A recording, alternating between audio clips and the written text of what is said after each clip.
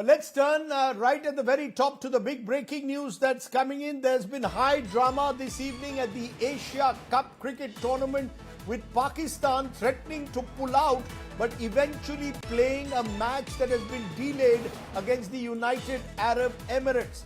Andy Pycroft, over whom Pakistan made objections as match referee, will continue to officiate the Pakistan versus UAE toss. There's no clarity about reports that Pycroft has offered an apology to the Pakistanis. ICC sources denying the Pakistani media claim that Pycroft has apologized. Nikhil Naz, who tracks cricket and sports for us at India Today, now joins us. Nikhil, I'm just getting a message from the editor of Pakistan Geo claiming that the matter was resolved at the last moment because Pycroft apologized. Is ICC confirming that? What is the backstory here? And was the threat of a boycott real, or were the Pakistanis simply posturing? Well, Rajdeep, I've got breaking news for you, and that relates to the two versions that you're getting at the moment. Let me just put out all the facts in front of the viewers. This is fresh that we're getting here and breaking first on India Today. There was an official statement that has come out from the Pakistan Cricket Board, and they have said these things, and I'm just going to quote those things. One, they've said that Andy Pycroft has apologized. That's why he's allowed to continue as match referee today. He's apologized to the Pakistan cricket team's manager and captain. They say that the Pakistan Cricket Board had strongly reacted to Pycroft's action. They further go on to say that ICC has expressed its readiness to investigate a breach of the code of conduct during the match on 14 September. So two things that the PCB are claiming at the moment is that Andy Pycroft has apologized and that ICC is ready to investigate this matter further. Now, this to me is half-truth. Now, I'll confirm to you the official version that I'm getting from the ICC. The ICC says, yes, Andy Pycroft has apologized to the PCB, but he has not apologized on the handshake. There is no question of an apology on a handshake because as far as ICC is concerned, and they make it very clear that he has been given a clean chit in the handshake matter. They have not found Andy Pycroft guilty. The only thing that Andy Pycroft has apologized for is if any miscommunication would have been there on the match day, and if PCB feels that some things were not communicated to them in time. That's the only thing that Pycroft has apologized for, not for the handshake. Pycroft maintains that the handshake is completely up to the captains. Match referee has nothing to do with it. And also, the ICC, after investigating the matter, has given him a clean chit. The second bit for which the PCB are saying, or in their press release, they say that ICC is shown its readiness to investigate the matter further. The ICC say no, that's again half-truth. ICC is not shown its readiness. The PCB, they say, insists that you must look at this matter again. ICC has said, we've already seen the matter. We've given him a clean chit. If you have any fresh evidence, if you have anything more to add, do send it to us. If we see any fresh evidence that comes to light, then of course, as is protocol, we'll look into the matter. Right. But there is no guarantee of another investigation. So what you read between from what ICC is saying and what PCB, there is a middle ground. But what I'm being... Yeah. But what I'm being told, according to again the Pakistan media, is that the ICC has agreed to investigate violations by Surya Kumar Yadav for making political statements after the game from an ICC platform. Is that true, or is this again a half-truth by the Pakistanis? No. So, as I said, at the moment, the only thing that the ICC has conceded that they are not going to investigate any matter because for them the investigation was done on all things and they have given a clean chit to Andy Pycroft. And the reason, Rajdeep, they've given a clean chit to Andy Pycroft is because one is the handshake and of course those political statements, which is also the lookout of a match referee. Clearly the ICC found him not guilty on that. That's why they've given him the clean chit. All they are saying is that if you have any more grievances, we'll look at it if you come up with any fresh evidence. Now, as far as those political statements are concerned in the handshake, I don't think that's fresh evidence. That was on display on the ground. So I don't think they're going to initiate those investigations. But again, that we'll have to wait and watch. What is it that the PCB present to the ICC, and from there they'll take the matters forward.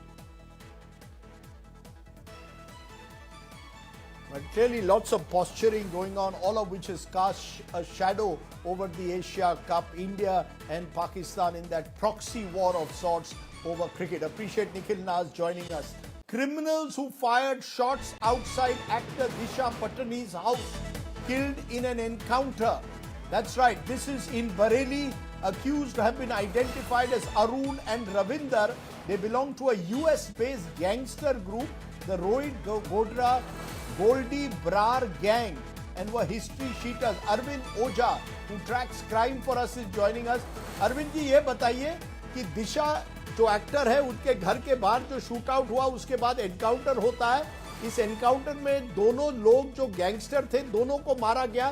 क्या encounter में मारा गया, क्या हुआ? देखिए, अब से कुछ देर पहले ही गाजियाबाद में एनकाउंटर हुआ है. जॉइंट ऑपरेशन है यूपीएसटीएफ और दिल्ली पुलिस स्पेशल सेल का, जिसमें दो शूटर जिनके नाम रविंद्र और अरुण बताए जा रहे हैं. ये दोनों शूटर वही हैं जिन्होंने 12 सितंबर को दिशा पाटनी के घर के बाहर फायरिंग की थी. कई राउंड फायरिंग हुई थी, जिसके बाद दिशा पाटनी के फैमिली की तरफ से एफआईआर लॉन्च कराई गई थी.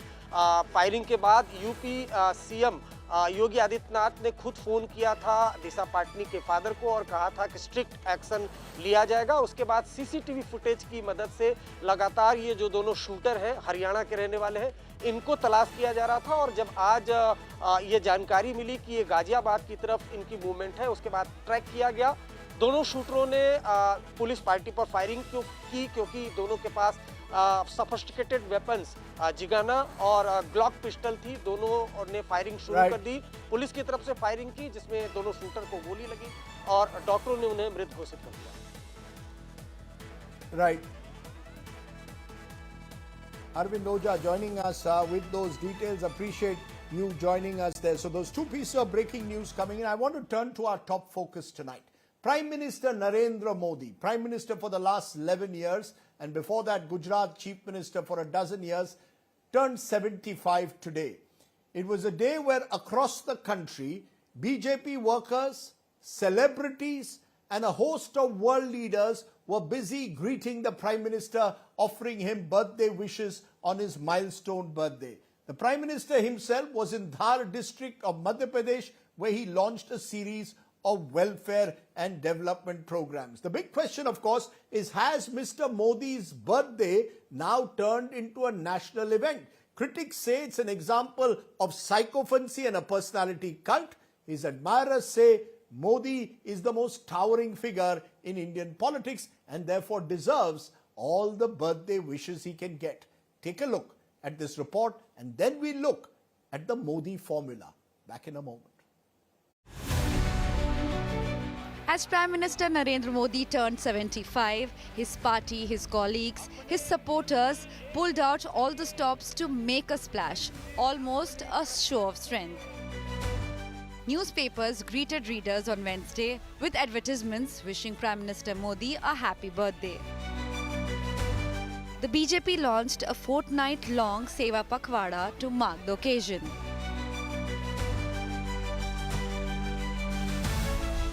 A nationwide blood donation drive was held, which saw union ministers and chief ministers donate blood.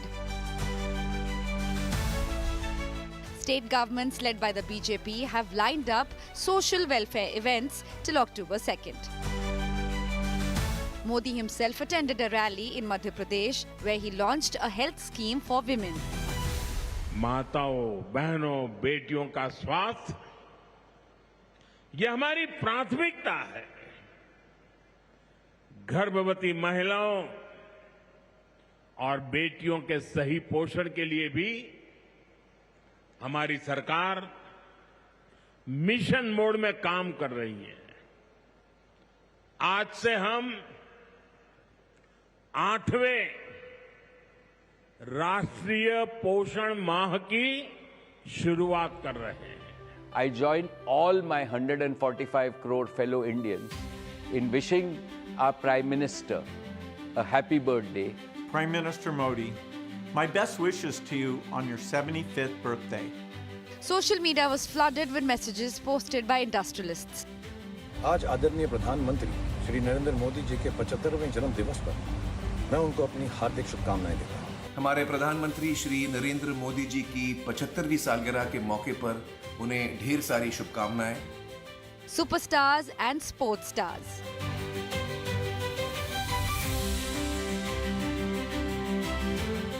Hashtag My Modi Story trended with eminent personalities sharing their encounters with the Prime Minister. The celebration don't end here. The Ministry of Education has directed all Kendra Vidyalayas, Navodaya Vidyalaya Samiti and CBSE schools to screen the movie Chalo Jeete Hain, inspired from Prime Minister's childhood. गुरुजी, मैं जानना चाहता था कि आप किसके लिए जीते हो? क्या मैंने कुछ गलत सवाल पूछ लिया? नहीं, बिल्कुल नहीं। नरू, एक बात बता, भगत सिंह, सुखदेव, राजगुरु, इन महापुरुषों ने क्या किया? The movie, which first released in 2018, will be shown to students till October 2nd. Birthday bash or personality cult. With 5 decades in public life, 13 years as Gujarat Chief Minister, 11 years and counting as Prime Minister, Modi is still going strong. Bureau Report, India Today. So let's raise the big questions. What is Narendra Modi's secret sauce of political dominance? Modi at 75. Is his birthday now a national event? Is the Modi personality cult simply on show in a display of sycophancy, as critics allege? What is Mr. Modi's biggest success and failure? Those are the big questions. Let's get straight to our talking point. And joining me now are special guests, people who've tracked Narendra Modi and as a leader for years. Joining me now, Swapan Dasgupta, senior political commentator, author, someone who's been a BJP politician. Also joined by Ashok Malik of the Eurasia Group. He too has tracked Mr. Modi for years. Nilanjan Mukhopadhyay joins me. He's an author who's written a well-written biography on Prime Minister Modi.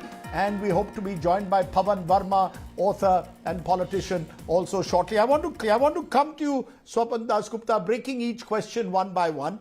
What is Narendra Modi's secret source of political success and longevity? That he hasn't lost an election in more than 2 decades. What is the secret source of Mr. Modi at 75? Well, Rajdeep, I don't think there's any secret about what explains Modi's success. I think one of the first thing is that there is an image of complete dedication which he exudes, which is very, very important. And secondly, and I think this comes across sharply in various of his election campaigns, is that he rarely fights on small issues. It's always the big picture which he's concerned with. So his positioning is that of a leader who is above the petty squabbles and of either regional politics or national politics. It's these two, in my mind, which actually explains why he retains a consistent appeal over the decades. And that's something which I think he is slightly unique in India for that. You're saying he rises about petty issues. Critics would say that he started off as a Hindutva hero. He was seen as this Hindu Hriday Samrat post 2002. That's how he built. No, Rajdeep, that's not a petty issue. That is a larger. No, his critics see it as a divisive. I didn't say petty. His critics see it as a divisive issue. Is he seen today in that? Yes. No, his critics might say it. Fair enough. His critics might say all that.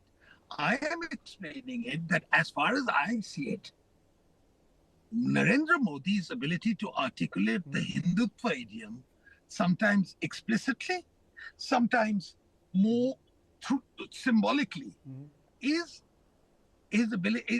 also symptomatic of his ability to address the larger issue. Hindutva is not something which is linked to the local drains or local compulsion. It's something which is a larger, which spans the whole state or whole nation. And that's really what I'm talking about.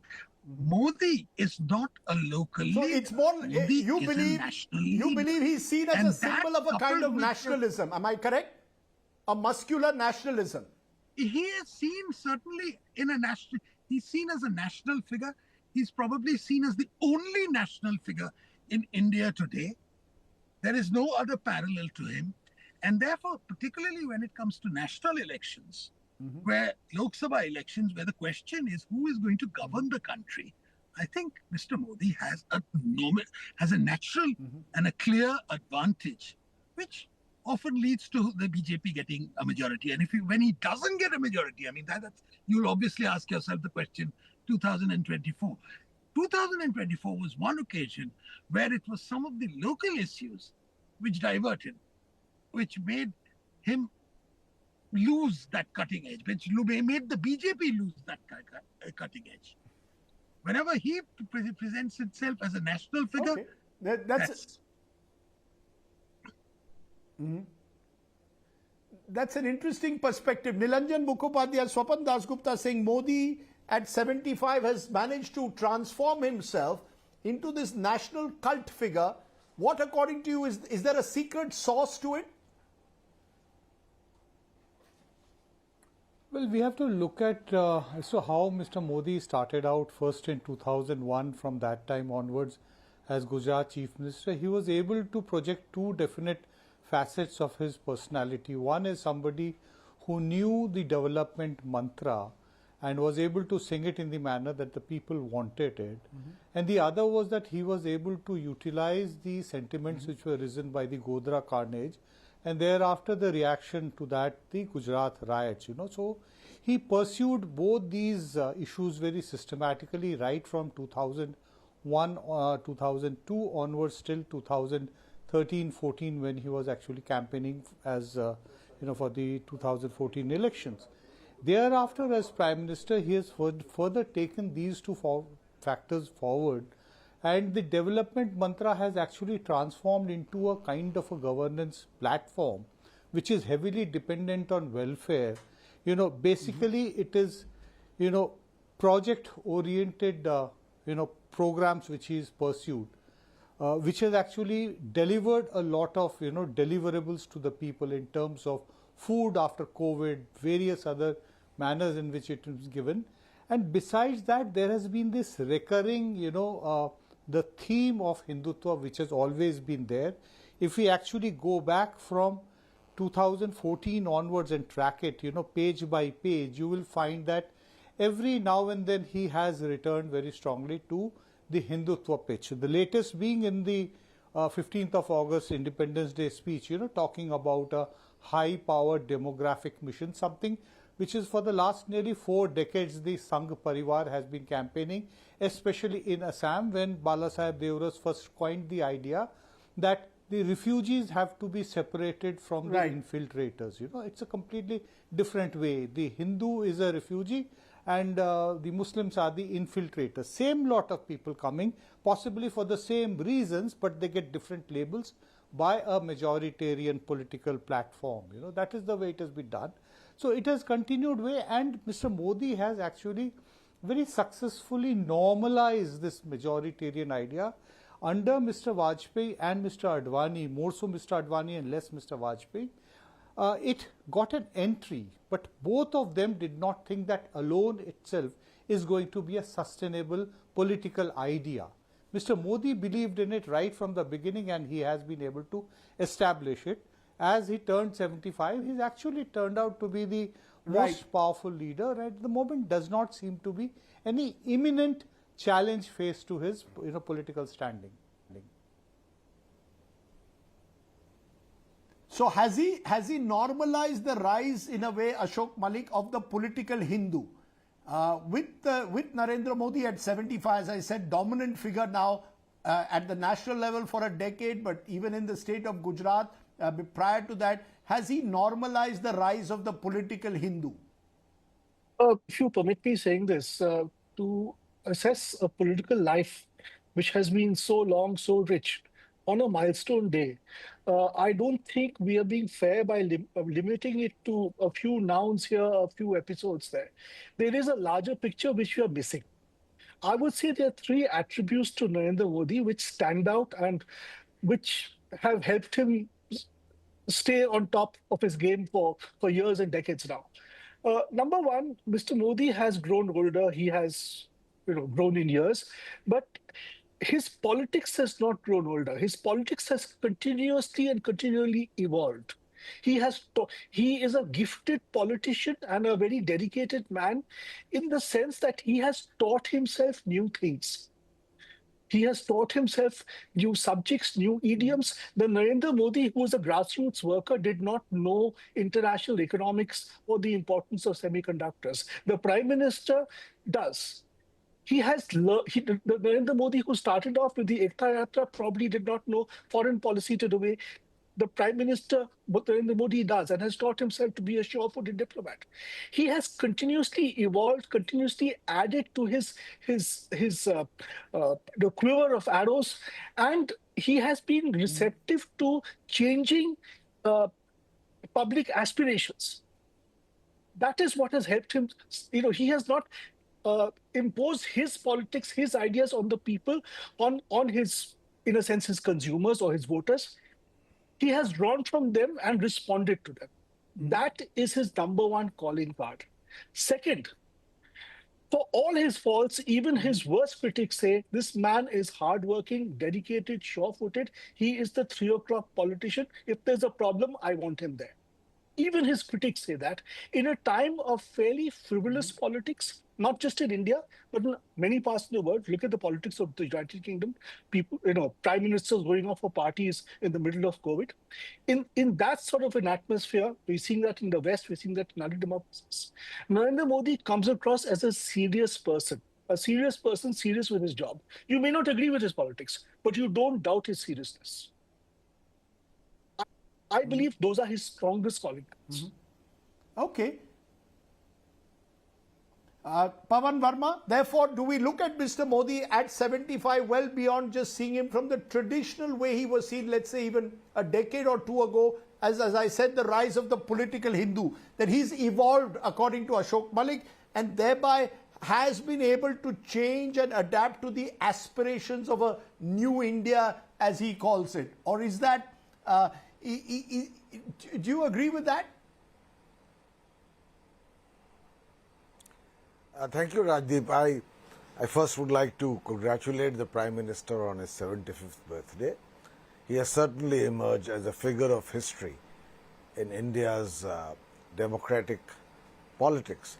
Now, if we have to assess him in terms of his personality, persona and his achievements, I will quickly give to you what I think are his 5 pluses and the 5 minuses which I believe in some way have dented the image he came with in 2014. In terms of the 5 pluses, there's no doubt that we have rarely seen a leader in recent times with the kind of will to power he brought. Rising from the Chief Minister against great odds to become the Prime Minister, and the relentless energy which he has invested in that pursuit of power, which is visible.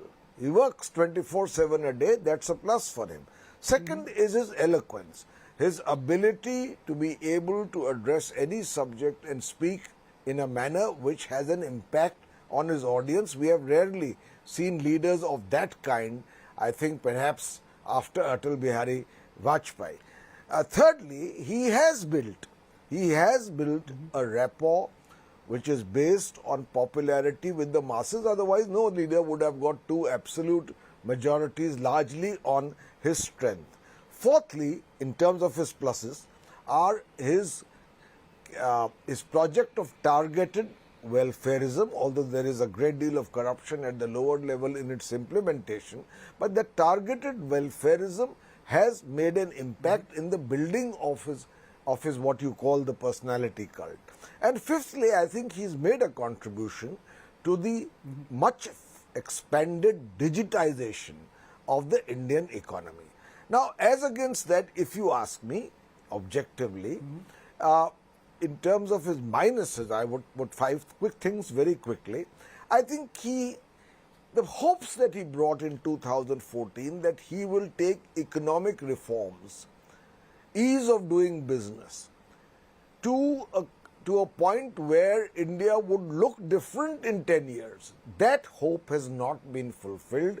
His measures have been half-hearted. With two absolute majority, he could have done much more in terms of that. Point number one.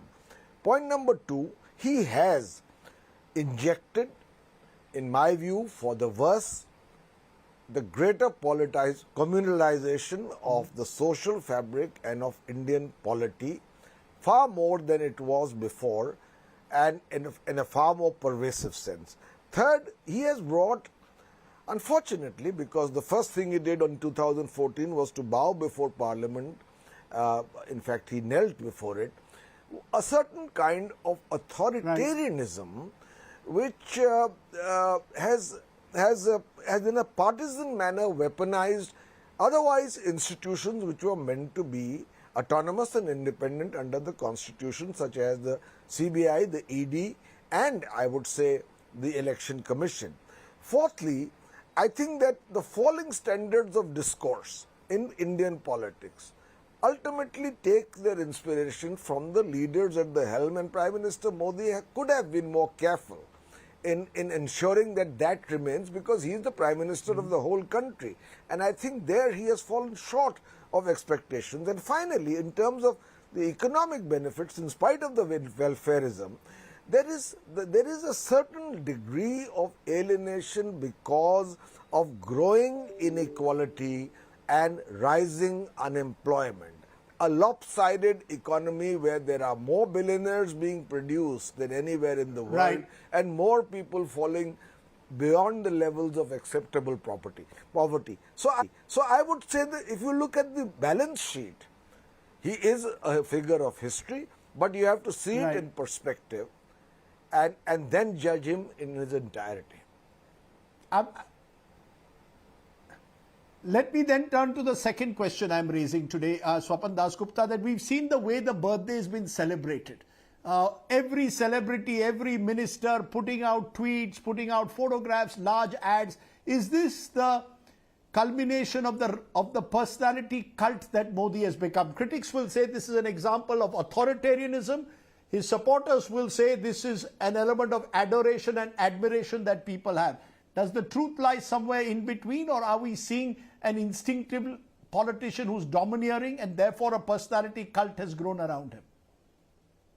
Look, Rajdeep, there is no doubt that Modi today is the tallest political leader and a person whose landmark birthday is being celebrated in this generous a fashion. It's not that every birthday of Mr. Modi has been celebrated in a similar way. Today being 75th is obviously something, it's the landmark birthday, the occasion has demanded it. And secondly, the point is, at a time when for a very long time, India lacked a towering figure who was a cementing force as well, Narendra Modi fulfills that role. And at 75, he is very, in 75, 2025, he is very different in stature from the Narendra Modi, which was elected in 2014, despite the opposition of the people, the types of which Pawan Verma articulated. Those very same criticisms were leveled. Today, he epitomizes something more. He epitomizes a certain power that India actually represents in the whole world. He represents the fact that not only has he modified his Hindutva has come of age, it's the fact that he has also managed to alter Indian aspirations quite substantially and make India think very big. And I think because of all these reasons, Narendra Modi has a very special status in the minds of Indians. At a time earlier, Jawaharlal Nehru's birthday used to be celebrated quite generously. How is that different? How is that? But how is that You different, may Swapan, say- from, let's say, Devkan Barua in the 1970s saying India is Indira, Indira is India? Today the BJP is saying the same. Isn't this much like Nobody Indira has when said the it. emergence of this personality cult? How is Modi's personality cult? You would want someone to say it, but the point is no one has said it. The fact is, Mr. Modi's birthday is being celebrated quite generously, but not in the same slavish manner as the time when Devkan Barua said what he did, when India was, when civil liberties had been removed and when emergency was in full play. Today, you can say that this is cultism. Others will say, no, it's not. Modi is really quite something more special in India. So these are various points of view. I believe that while certain people may have celebrated his birthday, put out tributes partly because they want the attention of the powers that be, there is a genuine feeling that Mr. Modi stands for something special, and he has managed to take India to a status which was which certainly wasn't expected in 2014. Yes, there are shortcomings, but that has got nothing to do with the fact that Modi's own personality is today not only national, but to a very large extent, he is a commanding international figure. Of course, there is work, these are all work in progress, etc. And it is also a fact that the BJP supporters will celebrate it far more robustly and vociferously than will a lot of other people. That's only to be expected. He's the man who's taken them to 3 victories. So that is only to be expected. No, Swapan, I take that point, but it's sure BJP supporters celebrating is understandable, but there is a sense, Nilanjan Mukhopadhyay, and if you go through Modi's life and you've been one of his biographers, you've seen Modi likes the idea of a public spectacle. His critics will call it narcissism, but there is this obsession with the self. Is that true or not? That optics matter, the idea of a public spectacle matters to Mr. Modi and his followers, supporters? No, I would not want to, affix any label from my side, but I would like to remind everybody that Mr. Advani, who possibly knew him the best, especially when he was making a mark and emerging from being a state leader to a national leader, he called him a very good event manager. So I think that says it, that Mr. Modi has actually known the benefit of using events. And let us, if we actually go back to 2013-14, when Mr. Modi was, making a niche for himself permanently in the national platform, it was a very well crafted product which was publicized in a very organized kind of manner. He was among the first Indian political leaders who sensed the advantage of the social media, got onto it, also got about this entire an organized publicity campaign, learned so much from the Obama campaign, of the first Obama campaign. So from all that, he really learned so much. So we have to understand that, we are talking about birthdays and events. Say a few years back, Mr. Modi's birthday was celebrated, when the Cheetah project was launched. So always in the last 11 years, there has always been some big synchronization of some national event with Mr. Modi's birthday. So it is not that, it is just some ordinary people doing something and, it has happened on its own. It's a very well planned manner. I'm not saying that it is not to be done. It used to be done. Even I remember as a very young, child, Indira Gandhi's birthday. It's done across the world. I do remember a few occasions. We live in a multimedia age, and therefore we live in an age where political choreography does matter. So I'm just trying to understand, Ashok Malik, do you believe that the personality cult is now even bigger than the party? That today people vote for the BJP, not necessarily because of the BJP, because of Mr. Modi, that he's become larger than life in the truest sense of the term? Rajdeep, 3 points. One, Mr. Modi is certainly more popular than the BJP is today. There's no question of that. He has not just added to the BJP's permanent vote, he's also given it a temporary bump, which is individual and particular to him. But broadly, he's left the BJP much stronger institutionally than when he began. It's got a much wider electoral base today. Second, is politics so? Is politics in India today over the top? Of course it is. But politics was over the top before Mr. Modi arrived. It will be over the top after he leaves. Nilanjan Mukhopadhyay spoke about the cheetah event being commemorated along with Mr. Modi's birthday some years ago. Many years ago, Children's Day was commemorated on Pandit Nehru's birthday. It is a cherished occasion, but it was commemorated. Mahatma Gandhi, no less, delayed the start of the Dandi March till enough international press had arrived. It's there, it's recorded in history. And I'm not blaming anybody for that. He was maximizing the moment. And that is what politicians do. That is what intelligent statesmen do. There's nothing sort of wrong with that. We need to realize that a milestone birthday of such a popular leader will see a certain choreography. Some of it organic, some of it inorganic.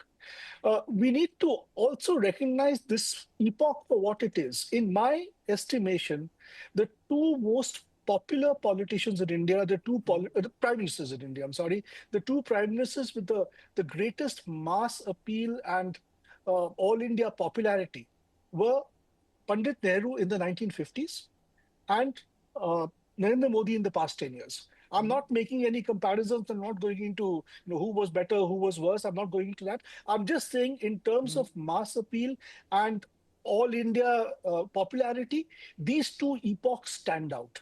That is what is special about this moment politically. Okay. Interesting the way you're putting it, Pavan. Verma, do you therefore see that we have arrived in this Moditwa era? We are still very much in it. The Prime Minister is 75. He shows no signs of retiring, no going into any Margdarshak Mandal, is energetic as ever, traveling across the country.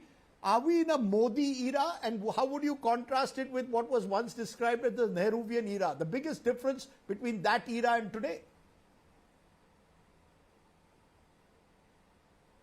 No, I've already given the reasons why I believe that at least on the front of the preservation of more or a less authoritarian democracy, there's a difference.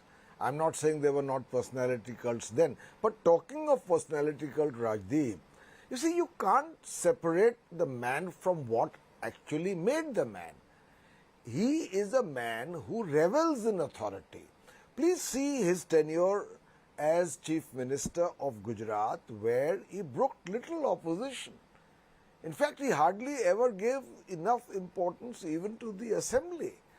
So when he became Prime Minister with such a massive mandate, it is but natural that his personality cult was then at its peak because he had created history, but he also reveled in that personality cult.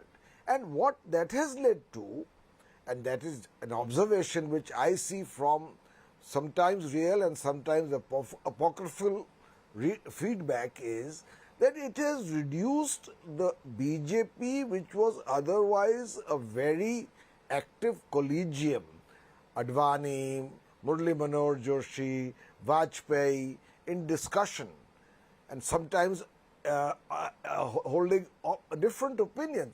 It has reduced the BJP to a fairly inert conformity, which I believe is a consequence of that cult. So you benefit from it, and then there are some consequences that follow from it. As far as whether we are in a Modi era, you see, India is a country of a varying hue of political possibilities. And as one line in Urdu says, "Har bulandi ke nasibo mein hai pasti ek din." Every pinnacle has in its own genes, its own descent. So at the moment, he is certainly the most towering and powerful figure. But I don't believe that we can call any particular period of history as a Modi era, in identifying it only with an individual. And there are other dangers to also a personality cult. For instance, in foreign policy, where you take personal chemistry with a leader to be in a way sometimes a substitute for careful strategizing. Now these are consequences of that, but that is what has made the man. If he didn't have this will to authority, who could imagine a chief minister of a smaller state than other than Gujarat making it to the prime ministership against stalwarts like Advani?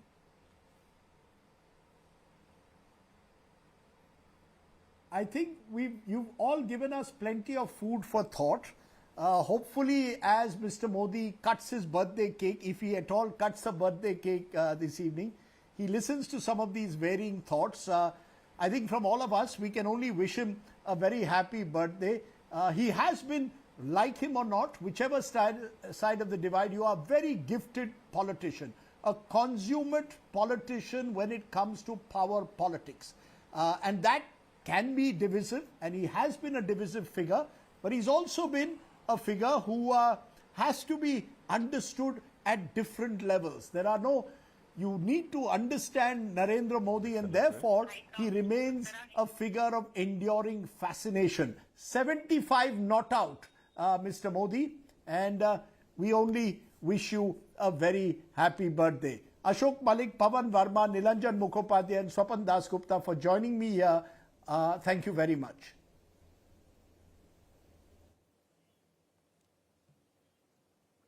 Okay, let's turn from there to another, our top story. It's Andhra versus Karnataka. That's right. The fight for business between the two southern states could heat up once again because Bengaluru is finding that its crumbling roads and clogged drains have meant that more and more businesses could be looking for options. The latest today is digital trucking giant BlackBuck, which vacated its office or its headquarters, saying that it was just not able to function effectively in Bengaluru. Even as the BJP blamed the Siddaramaiah government, Andhra Pradesh's leader Nara Lokesh immediately stepped in and said BlackBuck should shift their base to Andhra Pradesh. So you have now a war within Karnataka versus Andhra Pradesh. Take a look at this story.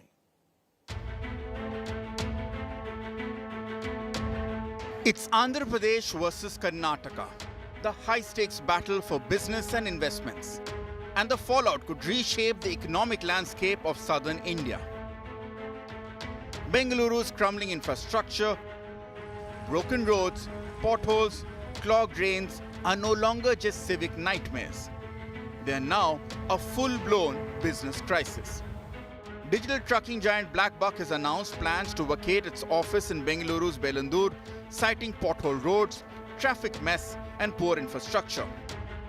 The company stresses it's not leaving Bengaluru entirely, but this move sends a strong warning to the Karnataka government. There are huge potholes, and this is the kind of infrastructure the people get. And that is one of the reasons that BlackBuck company, which is planning to move out of Bellandur area. They will be moving out of Bellandur, but they will not be moving out of Bengaluru. But they are looking out for an alternative place in and around Bellandur. No matter which party comes to power, the IT companies in the outer ring road are suffering every single day. While the Siddaramaiah Sarkara played down the impact, the BJP has slammed the Siddaramaiah government for driving away business and pushing the state into decline. Bangalore is a global city. 50% are the local people. 50% of the people, our children from various states, come here for work and study. And expats and other people to work in the companies. So these are this one. And our Deputy Chief Minister is already in this one. He has made a statement and we are going to address it. I think it is high time for the ruling party to see that for employment generation, for the development of our country, all these development activities should be given priority and they should take care. Meanwhile, across the border, Andhra Pradesh is ready to capitalize on Karnataka's missteps. Just hours after BlackBuck announced his exit from Bellandur due to poor infrastructure, Andhra Minister Nara Lokesh took to X with a bold invitation, asking the logistics company to shift base to Andhra Pradesh, promising better infrastructure and safer cities.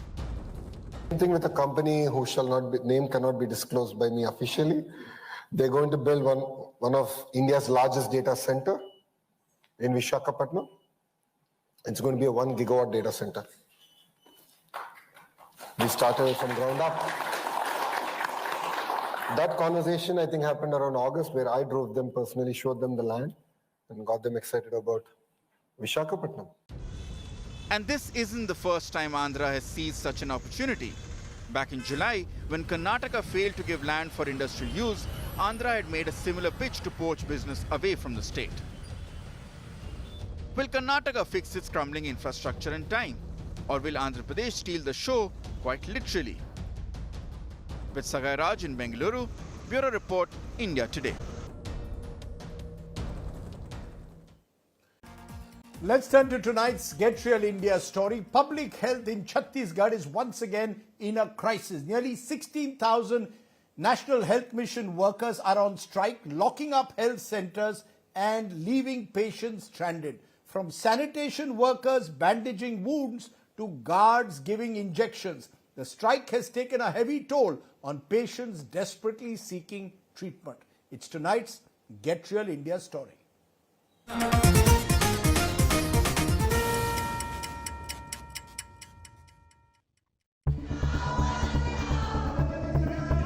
Nearly 16,000 National Health Mission workers in Chhattisgarh are on strike for a month now, and services at primary health centers across the state are in a limbo.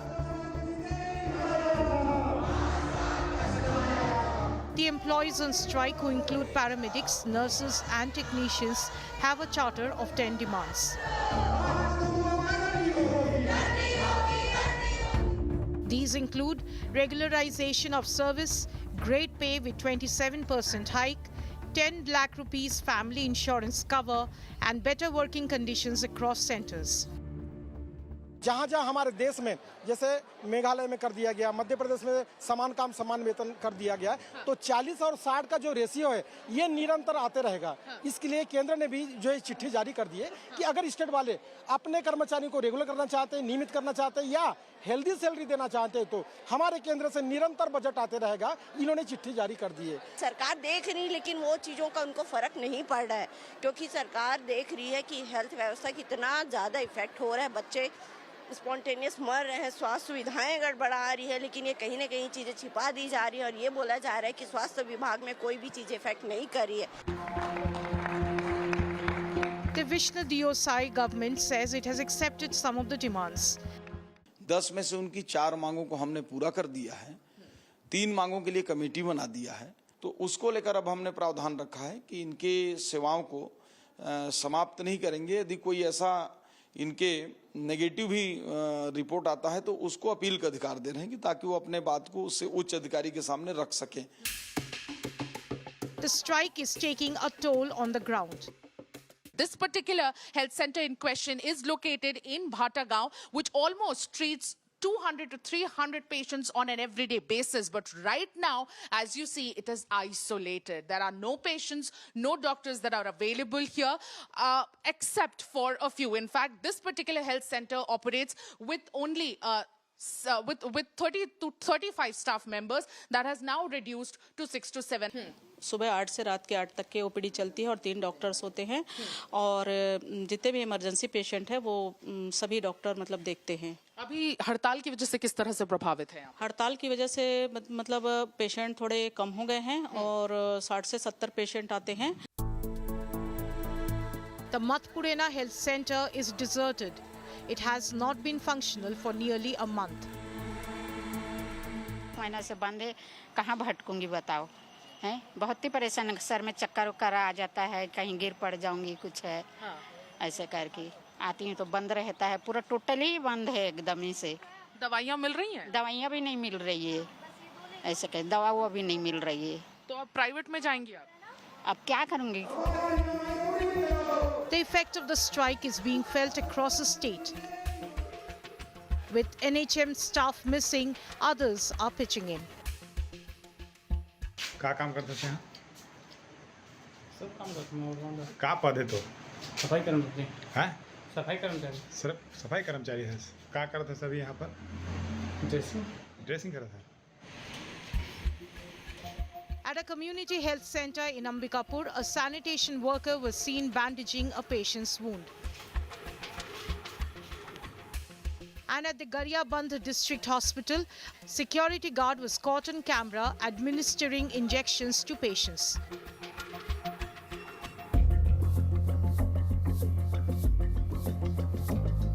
From Bilaspur to Ambikapur, from Raipur to Gariyaband, the story is the same.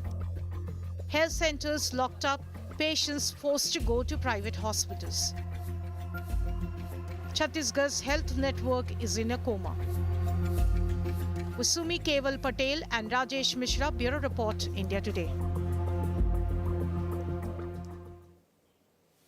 Okay, from Chhattisgarh, let's turn to the neighboring state of Madhya Pradesh, which brings our good news today story. And it's a story from a small village in MP called Simapur, which is rewriting the story, which could become a positive story for rural India. With nearly 1 in 10 residents here working as teachers, 5 of them presidential awardees, this is no ordinary village. Here, teaching is not just a profession, but a proud legacy. Good news today story comes from Simapur. Take a look.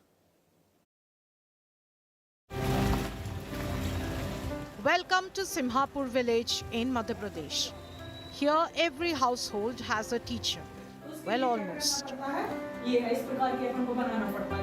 In this village in Narsinghpur district with a population of around 5,000, nearly 500 are working as teachers. 2013 से ही मैं यहाँ पर English पढ़ा रही हूँ और यहाँ पर मेरे ताऊ जी ने, मेरे बाबूजी ने, मेरे नाना जी, नानी, मौसी सभी ने मुझे यहाँ पर इस स्कूल में पढ़ाया है। तो कहना चाहिए कि इस स्कूल में ना हेरिडिटी है। हाँ, ये इस गांव की सबसे बड़ी खासियत ये है कि यहाँ पे अधिकांश घरों में आपको शिक्षक मिलेंगे और इसके पीछे में एक सबसे बड़ा कारण यहाँ का ये मानता हूँ कि यहाँ की बुनियादी शिक्षा और 4-5 लोगों को यहाँ पे शिक्षकों को राष्ट्रपति पुरस्कार से सम्मानित किया गया है। 5 people from this village have been conferred the President's Award so far. हमको राष्ट्रपति पुरस्कार सन 1995-96 मिला। पैसा तो 95 रुपया मिले थे शुरू तनख्वाह। हमारे दादाजी थे, अरे कई जमोड़ा शर्म नहीं लगे जो यहाँ में 4 नौकर लगा तो।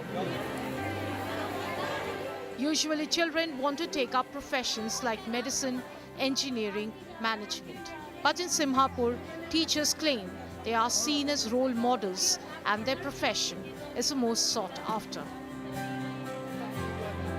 With Anuj Mamar, Bureau Report, India Today. That's all that we could pack in on the show today. Let's hope that what Simhapur thinks today in Madhya Pradesh, the country will think tomorrow. On that note, thanks for watching. Stay well, stay safe. Good night, Shubh Ratri, Jai Hind, Namaskar.